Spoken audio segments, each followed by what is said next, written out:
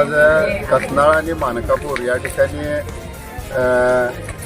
दूषित पाण्याचा पुरवठा झाल्यामुळं गॅस्ट्रोची साथ फैलावलेली आहे आणि जवळजवळ 80 पेशंट या कसनाळमध्ये आहेत. काही पेशंट सिरियस आहेत आणि काही पेशंट ही गाव पातळीवर उपचार घ्यायला लागलेत. त्यामध्ये आज जे कसनाळवासियांनी सकाळी आरोग्य अधिकाऱ्यांना कळवलं होतं, पण आरोग्य अधिकारी आज रात्री इथं पोचलेत.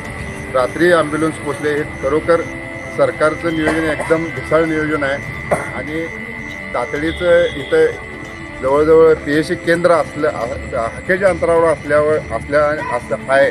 तरी देखील इथं जर कसनाळच्या नागरिकांना पुरवठा त्या म्हणजे आरोग्य केंद्राची म्हणजे सुविधा मिळत नसेल, रात्री इथं अधिकारी येत असतील, तर निश्चितपणानं ग्रामपंचायत प्रशासनाचं ढिसाळ कारभार आहे. कारण मानकापुरामध्ये चिकनगुन्ह्याची साथ चालू आहे, कसनाळमध्ये गॅस्ट्रोची साथ चालू आहे आणि चिकनगुन्ह्या चालू होण्याचं कारणच की मानकापूरमध्ये गावामध्ये एकही गटर स्वच्छता नाही आहे. त्याच्यामुळे आणि दूषित पाण्यामुळे त्या नागरिकांना विविध आजारांना सामोरं जावं लागलं आहे. त्यामुळं हे निश्चितपणानं प्रशासनानं दखल घेऊन या नागरिकांना चांगली सुविधा पुरवावी ही प्रशासनापुढे मी विनंती करतो. तुमचं नाव काय? राजू कुमार, मानकापूर ग्रामपंचायत सदस्य.